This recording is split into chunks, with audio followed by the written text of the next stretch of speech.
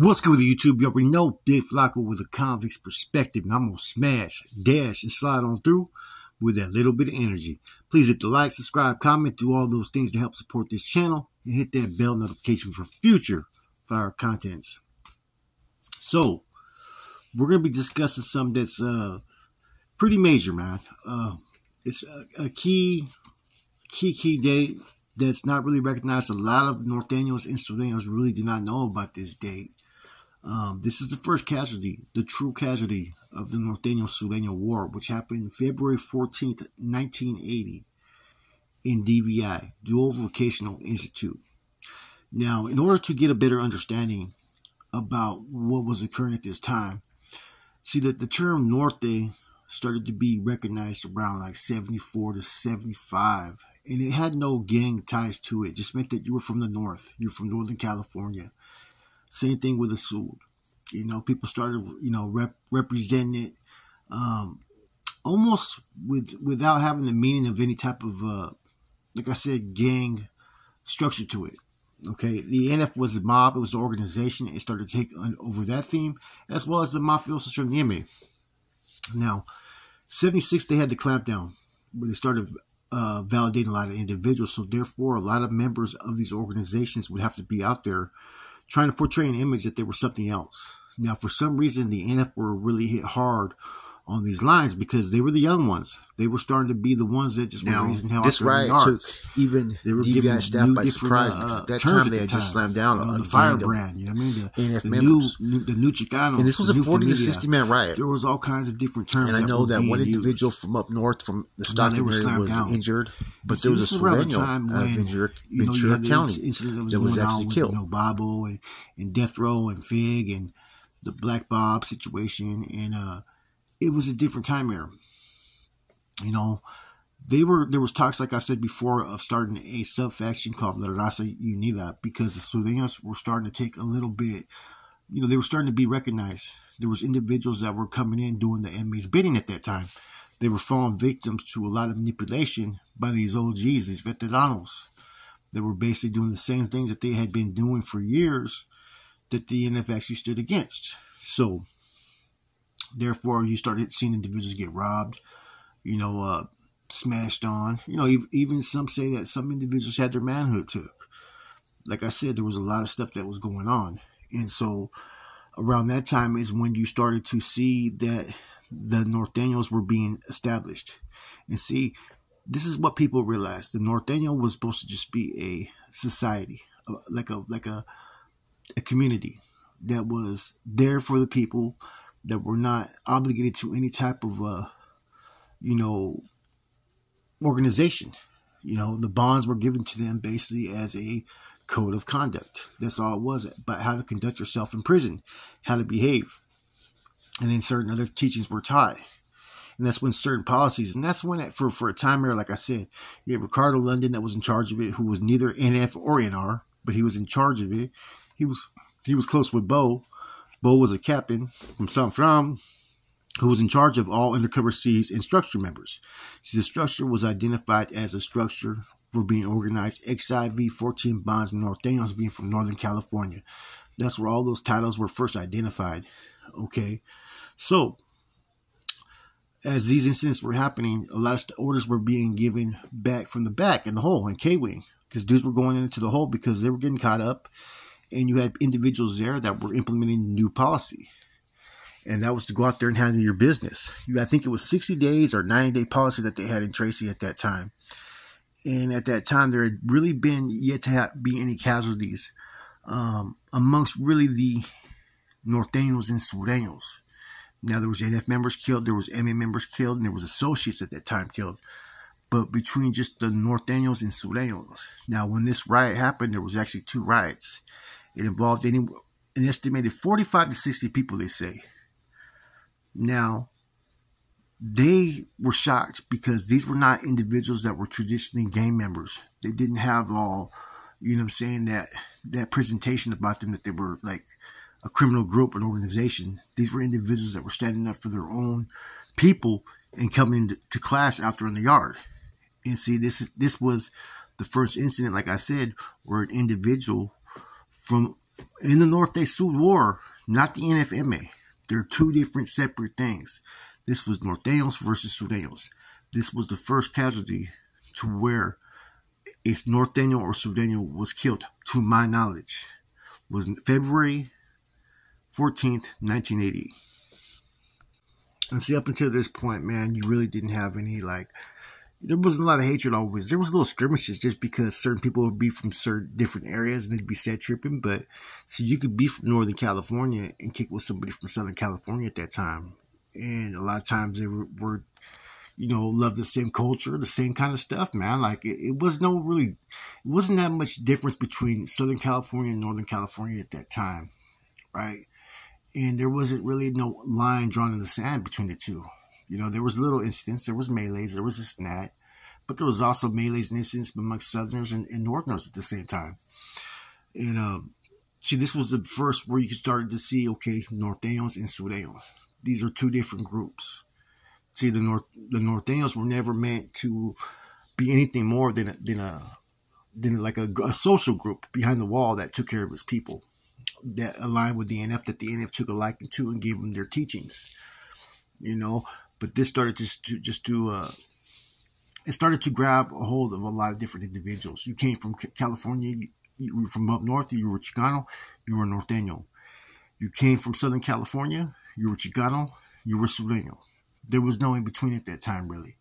And that's where a lot of different, the identifying, through the red rags and the blue rags were basically given by staff. I think that started up in Folsom, if I'm not mistaken. But, if people want to know when the first real casualties of the war between the North and South, it happened in 1980, in February of 1980, February 14th. Now, that doesn't mean that people had been stabbed or someone from up north didn't get, killed because he was from up north. But a lot of times people were blind, like I said, when they were entering the prison system. The gang culture came later, identifying as Norteños and Sureños. And, but this was the events that led up to it. And this has just kicked off a whole lot of shit from here, man, to where it just became bigger and bigger, to where being a Norteño just became generational, to where it was also part of your hood. It was also part of your family, whereas at first it was just a bunch of Chicanos, or those from the Chicano culture that were from different areas that just didn't get along with different people because they were kind of manipulated themselves.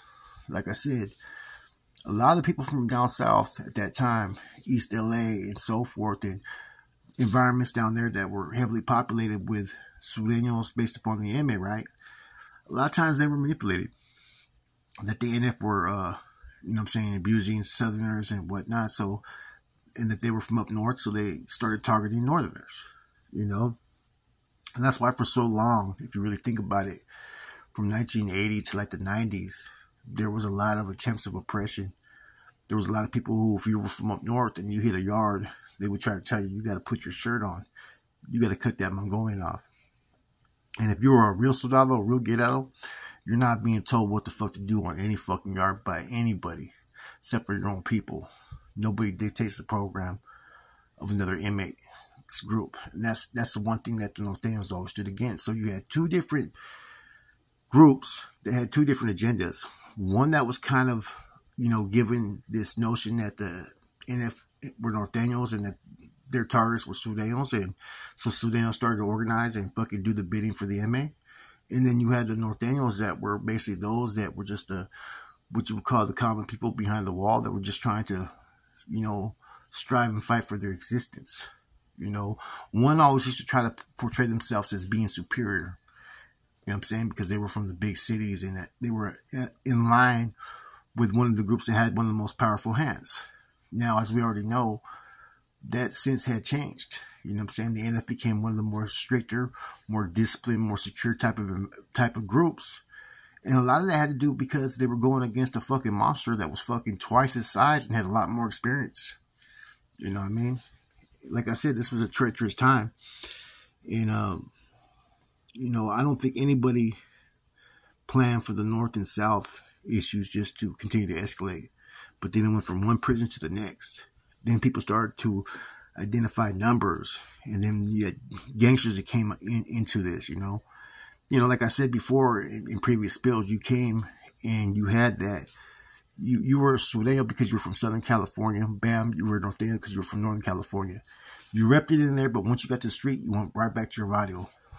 All the more changes that came about later on, that came about more in the 90s when these organizations started to really take more control over the streets and over hoods. Now, this doesn't mean that wasn't going down in the 70s. Yes, it was. You had like Little Unity, you had the F-14ers, you had different vitals up north. They had a lot of influence on the streets based upon their associations with the NF. Same thing down south. But it wasn't until later on in the 90s to where that became fucking kind of a mandated thing. Participation by mandate of all fucking vitals and all those that represent that Norte emblem. Years later, who would have thought the amount of deaths that have happened, not just in prison and county jails and so forth, and even YAs, but the amount of deaths that have happened out there in the streets between both these collectives, man. I don't think anybody ever anticipated that, man. But and people start to sit there and they really start to sit there and say things like, "Oh, it all started over a pair of boots." No, it didn't, because the Norte and Sur have nothing to do with the NF and MA. The NF and MA have something to do with the Norte and Sur because they created them. But as far as saying that it all started between the North and South over a pair of boots or shoes, that's all bullshit. It all started later on. Once these organizations got locked up and they needed foot soldiers to do their bidding, it was the MA that first brought the SURENOS into the fold to do their bidding. And at that time, the NF actually had a lot of strongholds down south. San Diego was considered the fucking strongest chapter. They had headquarters down there. But what they did was they focused on the Norteño collective, the schooling and teachings, and getting them up to par. First in TRACY, then it was taken down to D.V.I, then Soledad. And that's where the Norteño push came out.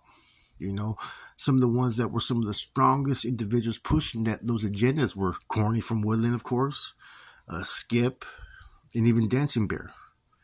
These are the ones when you think about not just the NR Nuestra Raza, but the Norteño collective in general, the movement. You think of these individuals.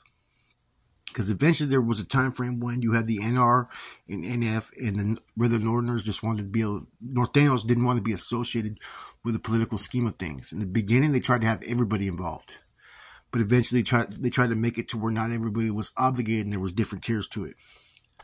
But just think, all these wars and battles, man, started because two different groups wanted to create these subgroups to help them line their fucking pockets and keep their push, keep that oppression going upon each other.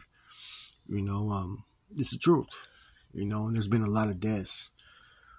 And people don't realize that, in light of these situations, man, it's hard to sit there and gauge how many people's families have been ruined. How many households have had their kids,